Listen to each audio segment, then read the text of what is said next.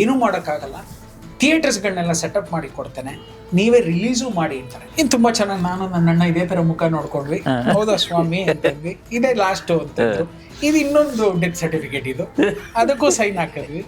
ಈ ಮುದ್ದಾದ ನ್ಯಾಪ್ಕಿನ್ ಹಾಕಿ ಮೇಲೆ ನಾವೇ ಲಂಗ ಹಾಕಿ ಎಲ್ಲವನ್ನು ನಾವೇ ಮಾಡ್ಬಿಡೋಣ.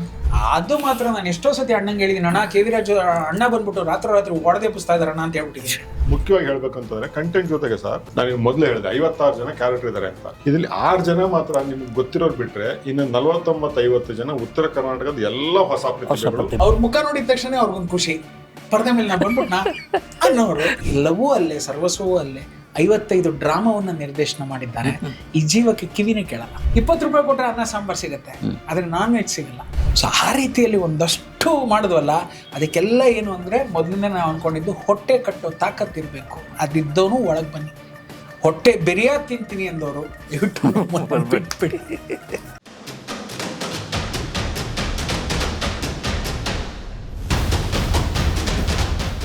ಅಣ್ಣ ಒದ್ದಾಡಿದ್ದು ನರಳಾಟ ಇದೆಯಲ್ಲ, ನಿಜವಾಗ್ಲೂ ಕಣ್ಣಲ್ಲಿ ನೀರು ಬಂತು ನನಗೆ. ಏನು ಎಷ್ಟು ಮಾತಾಡ್ತೀರಾ, ಎಷ್ಟು ಕನ್ವಿನ್ಸ್ ಮಾಡ್ತೀರಾ? ಆ ನಿಟ್ಟಿನಲ್ಲಿ ಸೆನ್ಸಾರ್ ಅನ್ನೋದು ಕೂಡ ಇವತ್ತು ಎಷ್ಟು ನಗ್ತಾರೆಯೋ ಅವತ್ತು ಕೂಡ ಅಷ್ಟೇ ನಕ್ಕೊಂಡು ನಾಗಭರಣ ಸರ್ ಹತ್ರನೂ ಆಶೀರ್ವಾದ ತೊಗೊಂಡು ಎಲ್ಲ ಮಾಡಿ ಬಿಡಿಸ್ಕೊಂಡ್ಬಂದ್ವಿ. ದುರಾದೃಷ್ಟಕ್ಕೇನು ಅಂತಂದರೆ ನಮಗೆ ಸೆಪ್ಟೆಂಬರ್ 1ನೇ ತಾರೀಕು ನಾವು ಫಂಕ್ಷನ್ ಮಾಡ್ತೀವಿ, ಆಡಿಯೋ ಫಂಕ್ಷನ್. ಸೆಪ್ಟೆಂಬರ್ 1ಕ್ಕೆ ನಂಗೆ ಸೆನ್ಸಾರ್ ಸರ್ಟಿಫಿಕೇಟ್ ಬರುತ್ತೆ, 2ಕ್ಕೆ ಆಡಿಯೋ ಫಂಕ್ಷನ್ ಮಾಡ್ತೀವಿ. ಅಕ್ಟೋಬರ್, ನವಂಬರ್, ಡಿಸೆಂಬರ್ಗೆ ನಾವು ಬಂದ್ಬಿಡ್ಬೇಕಾಗಿತ್ತು. ಯಾಕಿಷ್ಟು ವಿಳಂಬ ಅಂತ ಕೇಳೋರು ಇರ್ತಾರೆ. ನಮಗೆ ನಮ್ಮ ಡಿಸ್ಟ್ರಿಬ್ಯೂಟರ್ ಆದಂಥ ಚಂದನ್ ಸುರೇಶ್ ಅವರು ಆ್ಯಕ್ಚುಲ್ ಆಗಿ ನಾನು ಮಾಡ್ತೀನಿ, ಪ್ರಿಂಟನ್ನು ನಾನು ಹಾಕ್ತೀನಿ, ಪಬ್ಲಿಸಿಟಿನ ನೀವು ಮಾಡಿ ಅಂತಂದ್ರು. ಕಾಲಘಟ್ಟದಲ್ಲಿ ಅದನ್ನು ಬರ್ತಾ ಮಾರ್ಕ್ ಬರುತ್ತೆ, ಅದು ಇನ್ನೊಂದು 45 ಬರುತ್ತೆ, ಮತ್ತೊಂದು ಬರುತ್ತೆ, ಹೆವಿ ದೊಡ್ಡ ಸಿನಿಮಾ ಬರುತ್ತೆ. ಗಾಂಧಿನಗರದ ಪಂಡಿತರ ಪ್ರಕಾರ ಏನು ಅಂತಂದ್ರೆ ನಮ್ಮ ಸಿನಿಮಾದಲ್ಲಿ ದೊಡ್ಡ ಹೀರೋ ಇಲ್ಲ, ಹೀರೋಯಿನ್ ಇಲ್ಲ. ಕತೆ ಇದೆಯಪ್ಪ ಅಂತಂದ್ರೆ ಕತೆನ ಯಾರು ಕೇಳಲ್ಲ ಸಾರ್ ಅಂತಾರೆ. ಕತೆ ಗೆದ್ದ ಮೇಲೆ ಕತೆ ಗೆದ್ಬಿಡ್ತು, ಓಡ್ತಾ ಇರೋದೇ ಕತೆ ಅಲ್ಲ, ವ್ಯಾಪಾರ ವ್ಯಾಪಾರ ವ್ಯವಹಾರ. ಅವ್ರಿಗೆ ಥಿಯೇಟರ್ಸ್ಗಳು ಕೊಡಲ್ಲ. ಯಾರೋ ದೊಡ್ಡವರಿದ್ರೆ ಹೇಳಿ ಸಾರ್ ಅಂತ ಹೇಳ್ತಾರೆ. ಸರಿ, ನಾವು ಚಿಕ್ಕದಾಗ ಏನೋ ತರ್ತಾ ಇದೀವಿ ಅಂದ್ರೆ ದೊಡ್ಡವ್ರು ಯಾರು ಬಂದ್ಬಿಟ್ರೆ ನಮ್ಮ ಚಿಕ್ಕದನ್ನ ಯಾರು ಮಾನ್ಯತೆ ಕೊಡಲ್ಲ, ಪ್ರಾಶಸ್ತ್ಯ ಕೊಡಲ್ಲ. ಇದನ್ನ ಈ 6 ತಿಂಗಳ ಕಾಲ ಗುದ್ದಾಡ್ತಾರೆ ಅವರು. ಕೊನೆಗೆ ಇದು ಆಗಲ್ಲ. ಇದೆಲ್ಲದರ ಮಧ್ಯೆ ಅವ್ರಿಗೊಂದು ಸ್ವಲ್ಪ ಆರೋಗ್ಯದ ಏರ್ಪೇರ್ ಆಗುತ್ತೆ. ಸ್ಟಾಕ್ ಮಾರ್ಕೆಟ್ಗಳು ಸಿಕ್ಕಾಬಿಟ್ಟೆ ಇತ್ತೀಚೆಗೆ ಈ ಗೀರು ಇದೆಲ್ಲ ಬದಲಾವಣೆ ಆಗಿ ಈಗ ಇತ್ತೀಚೆಗೆ ಹೇಳ್ತಾರೆ ನಮಗೆ, ನಾನು ಏನೂ ಮಾಡೋಕ್ಕಾಗಲ್ಲ, ಥಿಯೇಟರ್ಸ್ಗಳನ್ನೆಲ್ಲ ಸೆಟಪ್ ಮಾಡಿ ಕೊಡ್ತೇನೆ, ನೀವೇ ರಿಲೀಸು ಮಾಡಿ ಅಂತಾರೆ. ಇನ್ನು ತುಂಬ ಚೆನ್ನಾಗಿ ನಾನು ನನ್ನ ಅಣ್ಣ ಇದೇ ಥರ ಮುಖ ನೋಡ್ಕೊಂಡ್ವಿ, ಹೌದಾ ಸ್ವಾಮಿ ಅಂತಂದ್ವಿ, ಇದೇ ಲಾಸ್ಟು ಅಂತಂದ್ರು. ಇದು ಇನ್ನೊಂದು ಡೆತ್ ಸರ್ಟಿಫಿಕೇಟ್, ಇದು ಅದಕ್ಕೂ ಸೈನ್ ಹಾಕಿದ್ವಿ. ಸರಿ, ಇನ್ನೊಂದಷ್ಟು ದುಡ್ಡನ್ನ ಹೊಣಿಸ್ಬೇಕಾಗಿತ್ತು. ಎಲ್ಲವನ್ನು ಹೊಣಿಸಿ ಎಲ್ಲವನ್ನು ಮಾಡಿ ಈಗ ಏಪ್ರಿಲ್ 10ಗೆ ಬರ್ತಾ ಇದೀವಿ. ನೀವೇ ರಿಲೀಸ್ ಮಾಡಿ ಎಲ್ಲವೂ ಆಗೋಗಿದೆ. ಇನ್ನು ಬಟ್ಟೆ ನಾನು ಹಾಕ್ತೆ ಅಂತ ಯಾಕೆ ಇನ್ನೊಂದ್ಸಲಿ ಅನ್ಸ್ಕೋಬೇಕು? ಯಾರೋ ಒಬ್ಬ ಬಂದು ಅವ್ರ ಮಗುಗೆ ನಾನು ಬಟ್ಟೆ ಹಾಕ್ತೆ ಅಂತಾನೆ.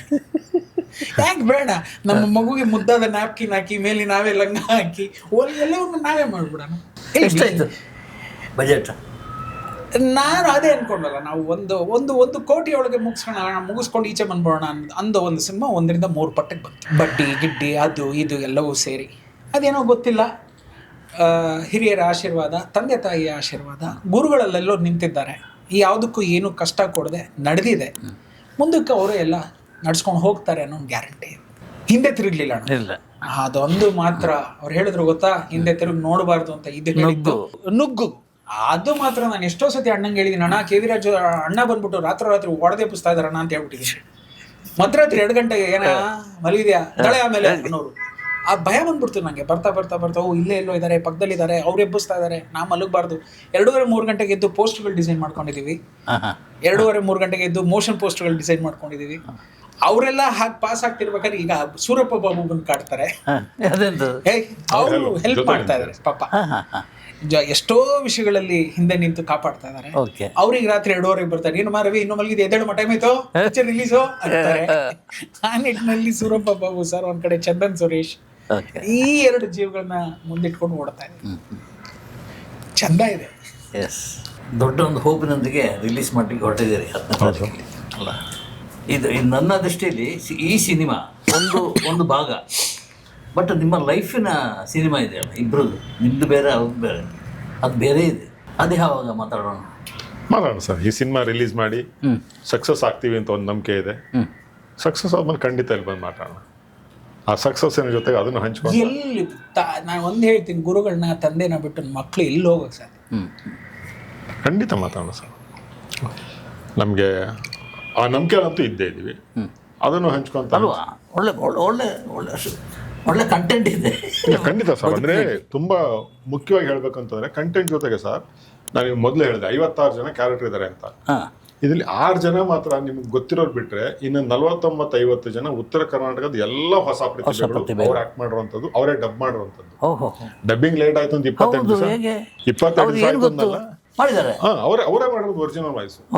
ಬೆಳಗ್ಗೆ ಅಲ್ಲಿ ರಾತ್ರಿ ಬಸ್ ಹತ್ತೋರು, ಬೆಳಗ್ಗೆ ಬರೋರು, ಪಾಪ ನಾವು ಅಲ್ಲಿಗೂ ಅವ್ರು ಹೇಳ್ತಾ ಇದ್ವಿ ಮಲ್ಕೋಬೇಡಿ, ಜಾಸ್ತಿ ಆದಷ್ಟು ಹಿಂದಕ್ಕೆ ಹೊರಕೊಳ್ಳಿ. ಯಾಕಂದ್ರೆ ಮಲಗಿದ್ರೆ ಏನಾಗುತ್ತೆ, ಕಂಠ ಪೂರ್ತಿ ಎಲ್ಲ ತಿಂದಿರೋದೆಲ್ಲ ಬರೋದು, ಮಾಡೋದು, ಹೋಗೋದು, ಈ ಎಣ್ಣೆ ಕಚ್ಕೊಳ್ಳೋದು ಇದೆಲ್ಲ ಆಗುತ್ತೆ. ಇನ್ಕ್ಲೂಡಿಂಗ್ ಇದು ನಮ್ಮ ಆನಂದ್ ಡಬ್ಬಿಂಗ್ ಇಂಜಿನಿಯರ್, 3 ಜನ ಸೌಂಡ್ ಸಂಬಂಧಪಟ್ಟಾಗ ಆನಂದ್ ಆಗಿರ್ಲಿ, ಸೇತು ಅವರಾಗಿರ್ಲಿ, ಉದಯ್, ನಾ ಏನು ಹೇಳಿದೆ, ಈ 3 ಜನಕ್ಕೆ ನಾವು ತುಂಬಾ ಥ್ಯಾಂಕ್ಸ್ ಹೇಳ್ಬೇಕಾಗತ್ತೆ. ಯಾಕೆಂತಂದ್ರೆ ಆನಂದ್ ಮುಂಚೂಣಿಯಲ್ಲಿ ನಿಂತ್ಕೊಂಡು ಪ್ರತಿಯೊಂದನ್ನು ಹೇಳ್ಕೊಡ್ತಾ ಇದ್ದ ಜೀವ. ಅವ್ರು ಅಲ್ಲಿಂದ ಬರ್ತಾ ಇದಾರ, ಸರಿ ಹಿಂದೆ ಫುಲ್ ಫ್ಲಾಟ್ ಆಗಿ ಮಲ್ಕೋಬೇಡ ಅಂತೇಳಿ ಆದಷ್ಟು ಚೇರಲ್ಲಿ ಕೂಡ್ಸ್ಕೊಂಬರೋಕೆ ನಾವೇನ್ ಮಾಡಿದ್ವಿ, ಫಸ್ಟ್ 2 ದಿವಸ ಹಿಂಗೆ ಗೊತ್ತಿಲ್ದಂಗೆ ಸ್ಲೀಪರ್ ಕೋಚ್ ಹಾಕ್ಬಿಟ್ಟಿದ್ವಿ. ಮಾರನೇ ದಿವಸ ಬರೋರಿಗೆಲ್ಲ ಮಾಮೂಲಿ ಸೀಟ್ ಹಾಕಕ್ ಶುರು ಮಾಡ್ಬಿಟ್ವಿ. ಸರ್ ಸ್ಲೀಪರ್ ಕೋಚ್ ಹಾಕಿ ಅಂದ್ರೆ ಇಲ್ಲ ನೀವು ಕೂತ್ಕೊಂಡೇ ಬನ್ನಿ ಅಂತ ಹೇಳಿ ಎಲ್ಲವನ್ನು ಮಾಡಿ ಬೆಳಗ್ಗೆ ಬಂದ ತಕ್ಷಣ ಯಾರ ಹತ್ರ ಈ ಥರದ್ದೆಲ್ಲ ಒಂದಷ್ಟು ವಿಷಯಗಳನ್ನ ಸೌಂಡಲ್ಲಿ ಅವ್ರು ಹೆಲ್ಪ್ ಮಾಡಿದ್ರು. ಬಂದವರೆಲ್ಲ ಅಲ್ಲಿ ಮಾರ್ನಿಂಗ್ ಬರ್ತಾ ಇದ್ದಂಗೆ ಅವ್ರನ್ನ ಕರ್ಕೊಂಡು ಹೋಗೋದು, ಅಲ್ಲಿ ಜನಾರ್ದನ್ ಹತ್ರ ರೂಮ್ ಮಾಡೋದು, ಅಲ್ಲಿಂದ ಸ್ನಾನ ಮಾಡಿಸ್ಕೊಳ್ಳೋದು, ಅಲ್ಲಿಂದ ಕರ್ಕೊಂಡ್ಬಂದು ನೇರವಾಗಿ we used to bring them for the dubbing theatre. ಆಮೇಲೆ ಪಾಪ ಅವ್ರಿಗೆ ಅನುಭವ ಇಲ್ಲ, ಎಷ್ಟು ಚೆನ್ನಾಗಿರೋದು ಅಂತಂದ್ರೆ ಅವ್ರ ಮುಖ ನೋಡಿದ ತಕ್ಷಣ ಅವ್ರಿಗೊಂದು ಖುಷಿ, ಪರದೆ ಮೇಲೆ ನಾ ಬಂದ್ಬಿಟ್ನಾ ಅನ್ನೋರು ಇಲ್ಲ. ಆಮೇಲೆ ಸಾಲುಗಳನ್ನೆಲ್ಲ ಬರ್ಕೊಟ್ಟು ಎಲ್ಲ ಮಾಡದ್ಮೇಲೆ ಇನ್ನೂ ಮಾತಾಡ್ತಾ ಇದಾರೆ, ಸರಿ ಇಡ್ರಿ ಅನ್ನೋರು. ಸರ್ ಫುಲ್ ಮಾತಾಡ್ಬೇಕು, ಅರ್ಧರ್ಧ ನಿಲ್ಲಿಸ್ಬಾರ್ದು, ಈ ಥರದ್ದೆಲ್ಲ ಇತ್ತು. ಆಮೇಲೆ ಒಬ್ರು ಅದರಲ್ಲಿ ನಮಗೆ ತುಂಬಾ ಖುಷಿ ಕೊಟ್ಟಂತಹ ವ್ಯಕ್ತಿ ಯಾರು ಅಂತಂದ್ರೆ ಟಂಕ್ಸಾಲಿ ಉಮೇಶ್ ಅಂತ ಹೇಳಿ. ಈತ ಬಂದು ನಿನ್ನೆ ಕೂಡ ನಾವು ಇಳ್ಕಲ್ನಲ್ಲಿ ಆತನ ಭೇಟಿ ಮಾಡಿ ಬಂದ್ವಿ. ಆತನಿಗೆ ಹತ್ತತ್ರ 70-72 ವರ್ಷ. ರಂಗಭೂಮಿಯನ್ನೇ ನೆಚ್ಕೊಂಡು ಕಳೆದ ಒಂದು 70 ವರ್ಷದಿಂದ 72 ವರ್ಷ 70 ವರ್ಷ ಆತ ಹುಟ್ಟಿದ್ದು ಕೂಡ ರಂಗಮಂಚ. ಸೊ ಅಲ್ಲೇ ಮಲಗ್ತಾರೆ, ಅಲ್ಲೇ ಎದ್ದೇಳ್ತಾರೆ, ಎಲ್ಲವೂ ಅಲ್ಲೇ, ಸರ್ವಸ್ವವೂ ಅಲ್ಲೇ. 55 ಡ್ರಾಮಾವನ್ನ ನಿರ್ದೇಶನ ಮಾಡಿದ್ದಾರೆ. ಈ ಜೀವಕ್ಕೆ ಕಿವಿನೇ ಕೇಳಲ್ಲ, ಆ ಜೀವ ಕಿವಿ ಕೇಳಲ್ಲ. ಹಾವಭಾವ ಎಲ್ಲೋ ಒಂದು ಕಡೆ ನಾನು ಕ್ಯಾಮ್ರಾ ಹಿಂದೆ ನಿಂತಾಗ ರಮೇಶ್ ಅಣ್ಣ ಹಿಂದೆ ನಿಂತು ಅವ್ರು ಮಾತಾಡ್ತಿದ್ದಾರೆ, ಮಾತಾಯ್ತು ನೀವು ಎತ್ತಿ ಅಂದರೆ ಅವಾಗ ಮಾತಾಡೋರು.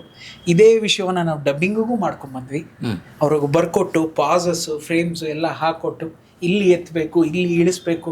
ಈ ಕಂಪೋಸಿಂಗ್ನವ್ರು ಮಾಡ್ತಾ ಇದ್ರು ಹಿಂದಿನ ಕಾಲದಲ್ಲಿ, ಮ್ಯೂಸಿಕ್ ಕಂಡಕ್ಟರ್ಗಳು ಆ ಥರ ಪಕ್ಕದಲ್ಲಿ ನಿಂತು ಅಂತಂದ್ರೆ ಅವರು ರೌದ್ರ ಅವತಾರ, ಅವರು ಕೂಗಿ ಕೂಗಿ ಕೂಗಿ ಅಂದ್ರೆ ಕಿರ್ಚೋದು, ಅಂದ್ರೆ ನಗೋದು, ಈ ಥರದ್ದೆಲ್ಲ ಒಂದಷ್ಟು ಮಾಡಿ ಆತನಿಂದ ಒಂದಷ್ಟು ಮಾಡಿಸಿದ್ವಿ. ಮಹಾಂತೇಶ್ ಗಜೇಂದ್ರಗಡ ಅಂತ ಹೇಳಿ ಒಂದು ದೊಡ್ಡ ಹಿರಿಯ ಜೀವ, ಅಂದ್ರೆ ಇಳ್ಕಲ್ನಲ್ಲಿ ಆತನ ಕೂಗಿಗೆ ಒಂದು ಏನಿಲ್ಲ ಅಂದ್ರೂ 200 ಜನ ಕಲಾವಿದರು ಸೇರ್ತಾರೆ, ಆ ಥರದೊಂದು ಜೀವ. ಹಳ್ಳೂರು ಅಂತ, ಮಹಾಂತೇಶ್ ಹಳ್ಳೂರು ಅಂತ ಆಗಿರ್ಬೋದು, ಚೌಧರಿ ಅಂತ ಆಗಿರ್ಬೋದು, ಅಲ್ಲಿ ಶರಣಬಸವ, ರಮೇಶ, ಈ ಥರ ಹೇಳ್ತಾ ಹೋಯ್ತು ಅಂತಂದ್ರೆ ಸಾಲದಕ್ಕೆ ನಮ್ಗೆ ತುಂಬಾ ಖುಷಿ ಕೊಟ್ಟಿದ್ದು ಒಂದು 20 ಜನ ಕಲಾವಿದರು, ಹೆಣ್ಣು ಮಕ್ಕಳುಗಳೇನಿದ್ದಾರೆ ಇದರಲ್ಲಿ ಟೀಚರ್ಸ್ಗಳೆಲ್ಲ ಬಂದು ಆ್ಯಕ್ಟ್ ಮಾಡಿದ್ದಾರೆ. ಅಂದ್ರೆ ಅವ್ರಿಗೆಲ್ಲ ಏನೋ ಒಂದು ಖುಷಿ, ಅವ್ರ ಜಾಗವೇ ಸಿಕ್ಕಿರ್ಲಿಲ್ಲ. ಆ ನಿಟ್ಟಿನಲ್ಲಿ ಹೋಗಿ ಅವ್ರನ್ನೆಲ್ಲ ಕರ್ಕೊಂಡ್ಬಂದು ಅವ್ರನ್ನೆಲ್ಲ ಆ್ಯಕ್ಟ್ ಮಾಡಿಸಿ ಒಂದು ತುಂಬಾ ಚೆನ್ನಾಗಿತ್ತು. ಆಮೇಲೆ ಮೊನ್ನೆ Sunday we started our journey to Uttara Karnataka. ಇಲ್ಲಿಂದ ಚಿತ್ರದುರ್ಗಕ್ಕೆ ಹೋದ್ವಿ, ದಾವಣಗೆರೆ ಹೋದ್ವಿ, ಹಾವೇರಿಗೆ ಹೋದ್ವಿ, ತದನಂತರ ಇದು ಹುಬ್ಳಿ, ಅಲ್ಲಿಂದ ಗದಗು, ಅಲ್ಲಿಂದ ಇಳಕಲ್ಲು, ಇಲ್ಲೆಲ್ಲ ಹೋಗಿ ಪ್ರೆಸ್ ಮೀಟ್ಗಳು ಮಾಡ್ಕೊಂಡ್ಬಂದ್ವಿ. ಅಂದರೆ ನಮ್ಮ ಸಿನಿಮಾ ಬರ್ತಾ ಇದೆ ನೋಡಿ ಅಂತ ಹೇಳೋದು ಬೇರೆ, ನಮ್ಮ ಮುಖವನ್ನು ಅವರಿಗೆ ತೋರಿಸಿ ಅಲ್ಲಿರೋ ಜರ್ನಲಿಸ್ಟ್ಗಳ ಜೊತೆ ಒಂದಷ್ಟು ಸಂವಾದ ನಡೆಸಿದಾಗ ಪ್ರೀತಿ ಪ್ರೇಮಗಳು ಹೆಚ್ಚಾಗುತ್ತೆ. ಮುಖಸತ ನಮಗೆ ಅವ್ರಿಗೆ ಒಂದು ಬಾಂಧವ್ಯ ಹುಟ್ಟಂತೆ. ಇದನ್ನು ನಾವು ಮಾಡಬೇಕು, ಇದನ್ನು ಹಳೆ ಕಾಲದಲ್ಲಿ ಮಾಡ್ತಿದ್ರಂತೆ, ಬಿಟ್ಬಿಟ್ಟಿದೀವಿ ಅಂತ ಎಲ್ಲ ಅಣ್ಣ ನಾಪ್ಸಿದ್ಮೇಲೆ ಇದು ಒಂದು ಜರ್ನಿ ಮಾಡಬಾರ್ಣ ಅಂತ ಕಳೆದ 4 ದಿವಸ ಇದನ್ನೂ ಮುಗಿಸಿದ್ವಿ. ಅದಕ್ಕೆ ನಾನು ಹೇಳಿದ್ದು, ಅಣ್ಣ ನಾನು 1ನೇ ತಾರೀಕು ಬರ್ತೀನಿ ಅಣ್ಣ, ಅವಾಗ ಕೂತ್ಕೋಬೋದಾ ಅಂತ ಹೇಳಿ ನೀವು ಹೂ ಅನ್ಲಾಗಿ ಎಲ್ಲವನ್ನು ಮಾಡಿ ಈಗ ಬ್ಯಾಂಗ್ಳೂರಿನ ಪೋರ್ಷನ್ಸ್ ಏನು ಈ ಪಬ್ಲಿಸಿಟಿ ಪೋರ್ಷನ್ಸ್ ಇದೆ ಇದನ್ನು ಮತ್ತೆ ಸ್ಟಾರ್ಟ್ ಮಾಡ್ಕೊಂಡು ಹೋಗ್ತಾ ಇದ್ದೀವಿ. ಎಷ್ಟು ಮಾತಾಡಿದಾರಲ್ಲ ಗ್ಯಾಂಗ್ಸ್ ಆಫ್ UK, ಇದರ ಒಟ್ಟು ಅಂಶನ ನಾನು ಈ 45 ಇಯರ್ಸ್ ಆಯಿತು ಇಲ್ಲಿ ಫೀಲ್ಡಿಗೆ ಬಂದು, ಏನೋ ಆಗ್ತದೆ, ಏನೋ ದೊಡ್ಡದಾಗುತ್ತೆ, ದೊಡ್ಡ ರೀತಿಯಲ್ಲಿ ಹಿಟ್ಟಾಗುತ್ತೆ ಅಂತ ಅನ್ನಿಸ್ತದೆ ನನಗೆ ಆ್ಯಸ್ ಎ ಜರ್ನಲಿಸ್ಟ್ ನಾನೇ. ಆಮೇಲೆ ನೀವು ಸುಮ್ಮನೆ ನಿಮ್ಮನ್ನು ನೀವು ಹೈಲೈಟ್ ಮಾಡಲಿಕ್ಕೆ ಹೋಗೋಗ್ತಿಲ್ಲ. ನೀವು ಏನು ನೋಡಿದ್ದೀರೋ ಅದ್ರ ಬಗ್ಗೆ ಮಾತ್ರ ಮಾತಾಡಿದ್ದೀವಿ. ಅಂದರೆ ಖುಷಿ ಕೊಟ್ಟಂತಹ ಸಿನಿಮಾ ಅಂದರೆ ಅಣ್ಣ ಒಂದಷ್ಟು 160 ಸಿನಿಮಾಗಳಿಗೆ ಸಂಭಾಷಣೆ ಬರೆದಿದ್ದಾರೆ. 14 ಸಿನಿಮಾ ಅದನ್ನ ಹೇಳಿದ್ದು ಅದು ಬೇರೆ ಒಂದು ಸ್ಟೋರಿ. ಅದು ನಿಘಂಟದು. 14 ಸಿನಿಮಾಗಳಿಗೆ ಡೈರೆಕ್ಷನ್ ಮಾಡಿದ್ದಾರೆ. ಅವ್ರು ನೋಡದೇ ಇರೋವಂಥದ್ದು ಏನೂ ಇಲ್ಲ. South Indian film full industry ಸುತ್ಕೊಂಡ್ ಬಂದಿದ್ದಾರೆ. ದೊಡ್ಡ ದೊಡ್ಡ ವ್ಯಕ್ತಿಗಳ ಜೊತೆ ಕೆಲಸ ಮಾಡಿದ್ದಾರೆ. ಮೋಹನ್ ಗಾಂಧಿ ಆಗಿರ್ಬೋದು, ಒಂದಷ್ಟು ಜನಗಳಾಗಿರ್ಬೋದು, ಎಲ್ಲರ ಜೊತೆ ಕೆಲಸ ಮಾಡಿ ಹಿಂದಿಗೆ ಹೋಗಿ ಹಿಂದಿಯಲ್ಲೂ ಕೂಡ ಸಾಧನೆ ಮಾಡಿ ಬಂದಿದ್ದಾರೆ. ಆ ವ್ಯಕ್ತಿ ಅವರು ಅಷ್ಟೇ. ಯಾವತ್ತೂ ನನಗೆ ತುಂಬ ಇಷ್ಟ ಆಗೋದೇನು ಅಂತಂದರೆ, ಅನಾವಶ್ಯಕವಾಗಿ ಯಾವತ್ತು ಮನೆ ಹೊಸಲನ್ನ ದಾಟಿ ಹೋಗದಿರೋವಂಥ ಜೀವ. ಅಂದರೆ ಒಳಗಿದ್ದಾರೆ ಅಂದಾಗ ಒಂದು ಆ ವ್ಯಕ್ತಿಗೆ ಪುಸ್ತಕ ಆಸರೆ ಆಗಿರುತ್ತೆ, ಇಲ್ಲ ಅಂತಂದರೆ ಟಿ ವಿ ಆಸರೆ ಆಗಿರುತ್ತೆ, ಇಲ್ಲ ಸಿನಿಮಾಗಳ ಆಸರೆ ಆಗಿರುತ್ತೆ. ಇದಿಷ್ಟೇ. ಒಬ್ಬ ಟೆಕ್ನಿಷಿಯನ್ ಯಾವತ್ತೂ ಅವ್ನ ಮನೆ ಒಳಗಡೆ ಲಾಕ್ ಆಗಿ ಕೂತ್ಕೋತಾನೆ. ಕೆಲವರು ಇರ್ತಾರೆ ಸುಮ್ಮನಾದರೂ ಈಚೆ ಹೋಗೋದು, ಇಲ್ಲ ಅಲ್ಲಿ ಹೋಗೆಲ್ಲೋ ಸಿನಿಮಾ ನೋಡೋದು, ಅದರ ಟೈಮ್ ವೇಸ್ಟ್ ಮಾಡಿ. ಇಲ್ಲ, ನಮ್ಮ ಇಬ್ಬರಲ್ಲೂ ದೇವ್ರು ಕೊಟ್ಟಂತಹ ವರ ಏನು ಅಂದರೆ, ನಾವು ಕುಡಿಯಲ್ಲ, ನಾವು ಸಿಗರೇಟ್ ಸೇದಲ್ಲ, ಬೇರೆ ಮತ್ತೊಂದು ನಾನ್ ವೆಜ್ ಇಲ್ಲ, ನಮಗೆ ಎಲ್ಲ ನಾನ್ ವೆಜ್ಜು ಇಲ್ಲ, ಅನ್ನ ರಸಂ ಬಿಟ್ಟ ಅಂತಂದ್ರೆ ನಮಗೆ ಬೇರೆ ಗೊತ್ತಿಲ್ಲ. ಹಾಗಾಗಿ ಎಲ್ಲವನ್ನು ಗೆಲ್ತೀವಿ ಅನ್ನೋ ಧೈರ್ಯ ಮೊದಲಿಂದ ಶುರು ಆಯ್ತು. ಅಲ್ಲ, ಹಾಗಂತ ಆ ಅಭ್ಯಾಸ ಇರೋರು ಗೆಲ್ಲಲ್ಲ ಅಂತಲ್ಲ. ಅಲ್ಲ, ಒಂದು ಅಷ್ಟೇ ಇಲ್ಲ, ಅಷ್ಟೇ ವೃಥಾ ಖರ್ಚುಗಳಿಲ್ಲ. ಇದೆಲ್ಲ ಏನು ಅಂತಂದ್ರೆ, ಏನು ಅಂತಂದ್ರೆ 20 ರೂಪಾಯಿ ಕೊಟ್ಟರೆ ಅನ್ನ ಸಾಂಬಾರ್ ಸಿಗತ್ತೆ, ಆದ್ರೆ ನಾನ್ ವೆಜ್ ಸಿಗಲ್ಲ. ಅದು ಖರ್ಚೆ. ಹೌದು. ಅದರಲ್ಲೂ ನಾನು ಹೊಟ್ಟೆ ಕಟ್ತೀವಿ ಅನ್ನೋರು ನಮ್ಮ ಜೊತೆ ಬೇಕಾಗಿತ್ತು. ಅಂದ್ರೆ ನಾ ಹೇಳೋದು ಇದೊಂದು ಅದಕ್ಕೆ ಹೇಳಿದ್ದು ಕಾಶಿನಾಥ್ ಸರ್ ಸ್ಕೂಲ್. ಬೆಳಗ್ಗೆ ಎದ್ದಿದ ತಕ್ಷಣನೇ ಅವಲಕ್ಕಿ ಮಾಡಿಬಿಟ್ರೆ ಪ್ರತಿಯೊಬ್ಬರಿಗೂ ಅವಲಕ್ಕಿನೇ. ಮಧ್ಯಾಹ್ನ ಅನ್ನ ರಸಂ ಮಾಡಿದ್ರೆ ಅಮ್ಮ ಅನ್ನ ರಸಮ್ಮೆ. ಸಂಜೆ ಎಲ್ರಿಗೂ ಒಂದೊಂದಿಷ್ಟು ಕಾಫಿ, ಒಂಚೂರು ಸ್ನ್ಯಾಕ್ಸ್, ತಿರ್ಗಾ ರಾತ್ರಿ ಇದ್ರೆ ಎಲ್ರಿಗೂ ಊಟ, ಇಲ್ಲದ್ರೆ ಇಲ್ಲ. ಎಷ್ಟು ಚಂದ ಇದೆ ಇದು. ಅದು ಬಿಟ್ಟು ಒಬ್ರು ಯಾರೋ ನಾನೊಂದು ಚಿಕನ್ ಹೇಳ್ತೀನಿ, ಇನ್ನೊಬ್ರು ನಾನೇನೋ ಕುಡಿಯೋಕ್ಕೆ ಹೇಳ್ತೀನಿ, ಮತ್ತೊಂದು ಹೇಳ್ತೀನಿ. ನಮ್ಮದ್ರಲ್ಲಿ ಶೂಟಿಂಗ್ ಟೈಮಲ್ಲಿ it was an amazing rules ಅಣ್ಣ. ಇದ್ದಿದ್ದು ಒಂದೇ ಲಾಡ್ಜಲ್ಲಿ ಸರ್ ಎಲ್ಲರೂ, ಇಡೀ unit from production boy to the producer ಒಂದೇ ಲಾಡ್ಜ್. 4 ಗಂಟೆ 50 ನಿಮಿಷಕ್ಕೆ ನಮ್ಮ ಲಕ್ಷ್ಮೀನಾರಾಯಣ ರೆಡ್ಡಿ ಅಂತ ಹೇಳಿದ್ವಲ್ಲ, ಆ ಜೀವ ಒಂದು ಟೋಪಿ ಹಾಕೊಂಡು ಕೆಳಗಿಳಿಯೋದಣ್ಣ. ಆತ ತುಂಬಾ ಒಳ್ಳೆ ಕೋಆಪರೇಷನ್. ಜೊತೆ ಕೊಟ್ಟಿದ್ದು ಅಲ್ಲದೆ ರಾತ್ರಿ 12 ಆಗಿರ್ಲಿ 4:15 ಆ ಜೀವ ಹಂಗೆ ಇಳ್ಕೊಂಡ್ ಬರ್ತಿದ್ದಾರೆ ಅಂತಂದ್ರೆ ನನ್ನ ವಾಶ್ರೂಮ್ ಇಂದ ಅವ್ರು ಕಾಣೋರು. ನಾನು ಕಾಣ್ತಿದ್ದಾರೆ, ಓ ಬಂದ್ಬಿಟ್ರಲ್ಲ ನಾನು ಒಂದು ಜಿದ್ರ ಮೇಲೆ ನಾನು ಸ್ನಾನ ಮಾಡ್ಕೊಂಡ್ ಬರ್ತಾ ಇದ್ರೆ ಅವತ್ತಿನ ದಿನನಿತ್ಯದ ಪೂಜೆ ಈ ಜೀವ ಮಾಡ್ತಾ ಇತ್ತು, ಎಲ್ರಿಗೂ ಒಳ್ಳೇದಾಗ್ಲಿ ಅಂತ ಹೇಳಿ. ಇವ್ರು ಅಷ್ಟೊತ್ತಿಗೆ ಎದ್ದು ಎಲ್ಲವನ್ನು ಮಾಡಿ ಇವ್ರು 5 ಗಂಟೆ ಕೆಳಗಿಳಿಯೋರು. 5 ಗಂಟೆಗಣ್ಣ ಇಡೀ ಟೀಮ್ ಹೊರಡೋದು ನೋಡಕ್ಕೆ ಒಂದು ಚಂದ ಅಣ್ಣ. ನಾನು ಅದನ್ನೇ ನಾನು ಯೂಟ್ಯೂಬಲ್ಲಿ ಹೇಳ್ತಾ ಇದ್ದೆ. ಕಾರ್ಗಳೆಲ್ಲ ಹಿಂಗೆ ಹೋಗೋದಣ್ಣ, ಗಾಡಿಗಳು ನೋಡೋದೇ ಚಂದ ಇತ್ತು. 6 ಗಂಟೆಗೆ ಶೂಟಿಂಗ್ ಸ್ಟಾರ್ಟ್ ಮಾಡಿದೀವಿ. 6:10ಕ್ಕೆ ಸ್ನಾನ ಮಾಡಿ ಬಂದಿದ್ರು. ಪ್ರತಿಯೊಬ್ಬರು ಬೆವರು ನೀರಿನಲ್ಲಿ ಸ್ನಾನ ಮಾಡ್ತಾ ಇದ್ವಿ. 6 ಗಂಟೆ 10 ನಿಮಿಷಕ್ಕೆ 42 ಡಿಗ್ರಿ ಜಾಯ್ದು. ಸೊ ಆ ರೀತಿಯಲ್ಲಿ ಒಂದಷ್ಟು ಮಾಡಿದ್ವಲ್ಲ, ಅದಕ್ಕೆಲ್ಲ ಏನು ಅಂದರೆ ಮೊದಲಿಂದ ನಾವು ಅಂದ್ಕೊಂಡಿದ್ದು ಹೊಟ್ಟೆ ಕಟ್ಟೋ ತಾಕತ್ತಿರಬೇಕು. ಅದಿದ್ದವನು ಒಳಗೆ ಬನ್ನಿ. ಹೊಟ್ಟೆ ಬೆರಿಯಾ ತಿಂತೀನಿ ಅಂದವರು ಬಿಟ್ಬಿಡಿ. ಕಟ್ಟಿದೀವಣ್ಣ, ಆ ಕನಸನ್ನ ಕಟ್ಕೊಂಡ್ವಿ, ಎಲ್ಲವನ್ನು ಮಾಡಿ. ತುಂಬ ಸರ್, ನಾವು ಮಾತ್ರ ಅಲ್ಲ, ಇಡೀ ನನ್ನ ಯೂನಿಟ್ ಪ್ರತಿಯೊಬ್ಬ ಟೆಕ್ನಿಷಿಯನ್ಗಾಗಲಿ ಆರ್ಟಿಸ್ಟ್ ಆಗಲಿ ಸರ್, ಅವರು ಕೋಆಪರೇಟ್ ಮಾಡಿ. ನಮಸ್ಕಾರ. ಯಾಕಂದ್ರೆ ಒಬ್ಬರು ಹಿಂದೆ ಉಳಿದ್ಬಿಟ್ರು ಅವತ್ತಿನ ಪ್ರೋಗ್ರಾಮ್ ನಡೆಯಲ್ಲ. ಎಲ್ಲರೂ ಸಪೋರ್ಟ್ ಮಾಡಿ ಸರ್, ಪ್ರತಿಯೊಂದು from the A to Z ಎಲ್ಲರೂ ನಿಂತಿದ್ರು. ಅದಕ್ಕೆ ಧೈರ್ಯವಾಗಿದ್ದೀವಿ ಇವತ್ತಿಗೂ ಅಷ್ಟೇ. ಪ್ರತಿಯೊಬ್ಬರು ಏನಿದೆ ಅದೆಲ್ಲದರಲ್ಲೂ ಜೊತೆಗಿದ್ದಾರೆ.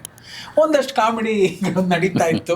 ಯಾರೋ ಒಬ್ರು ಹಿಂಗೆ ಬಂದವ್ರು 3ನೇ ದಿವಸದವರೆಗೂ ಶೂಟಿಂಗ್ ಮಾಡಿಬಿಟ್ಟು 3ನೇ ದಿವಸ ನಮ್ಮ ಟಂಪರ್ಮೆಂಟ್ ತಳ್ಳಾರೆ ನನ್ನ ಕಳ್ಸ್ಕೊಟ್ಬಿಡಿ ನಾನು ಹೋಗ್ತೀನಿ ಅಂತ ಹೇಳಿ, ನಾನು ಅಣ್ಣನ ಮುಖ ನೋಡಿ ಎಂಜಾಯ್. ಆಮೇಲೆ ಅಣ್ಣ ಬಂದು ಒಂದು ರವಿನ ನೋಡ್ಬೇಕು, 2ನೇದು ಆ ಒಂದು ಯುದ್ಧನೂ ಸಂಧಾನ ಮಾಡಬೇಕು. ಅವ್ರು ಎಷ್ಟು ಚೆನ್ನಾಗಿ ಹ್ಯಾಂಡಲ್ ಮಾಡಿದ್ರು ಅಂದ್ರೆ, ಏನ್ರಿ ನಿಮ್ಮ ಪ್ರಾಬ್ಲಮ್ ಅಂದ್ರು. ಇಲ್ಲ ಸರ್ ನನ್ನ ಕೈಲಿ ಆಗ್ತಾ ಇಲ್ಲ, ನಾನು I am educated sir, I can't take all this thing blamings and all sir, ಹೋಗ್ರಿ ಆಚೆ. ಅಣ್ಣ see he went in reverse way.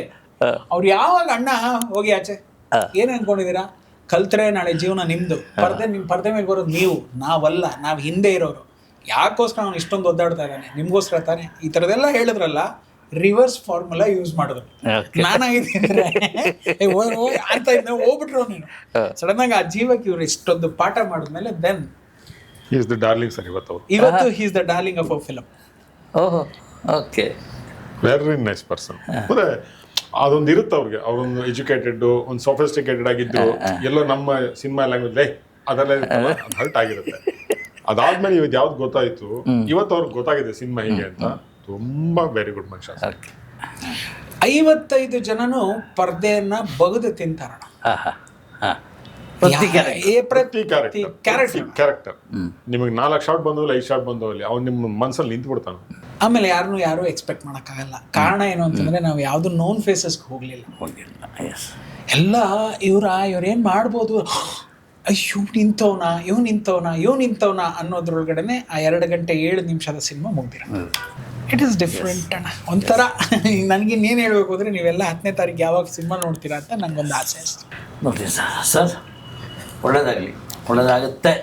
Thank you. ಒಳ್ಳೇದಾಗಲಿ ಅಂತೇಳಿ ಹೇಳೋದು ಒಂದು, ಒಳ್ಳೇದಾಗುತ್ತೆ ಅಂತ ಕಾನ್ಫಿಡೆನ್ಸ್ ಅಂತ ಹೇಳೋದು ಈ 1 ಗಂಟೆಯ ಡಿಸ್ಕಷನ್ ನನಗೆ ತಿಳಿದ ಮಟ್ಟಿಗೆ. Thank you sir. ಒಂದು ಕಂಡೀಷನ್, ಇಂಡಿಪೆಂಡೆಂಟ್ ಆಗಿ ಇಬ್ಬರು ಬರಬೇಕು. ಖಂಡಿತ ಬರ್ತೀವಿ. ದೊಡ್ಡ ಸಕ್ಸಸ್ ಆದ್ಮೇಲೆ ಖಂಡಿತ ಬರ್ತೀವಿ. ರಮೇಶ್ ಸರ್ ಒಟ್ಟಿಗೆ ಬಂದ್ಬಿಡ್ತೀವಿ. ಒಟ್ಟಿಗೆ ಬರ್ತೀವಿ. ಆಯ್ತು, ಅದು ಮಜಾ ಇರ್ತದೆ. ನಾನು ಅಲ್ಲಿರ್ತೀನಿ, ಅಣ್ಣ ಇಲ್ಲಿ ಬರ್ತಾರೆ. ಆಯ್ತು ಖಂಡಿತ. ದೇವ್ರಿಗೆ ಕೇಳ್ಕೊಳ್ಳೋದೇನಾದ್ರು ಕೊನೆವರೆಗೂ ಈ ಜೀವನ ಜೊತೆ ಕೊಟ್ಬಿಡೋ ಅಂತ ಅಷ್ಟೇ. Yes thank you sir. Thank you.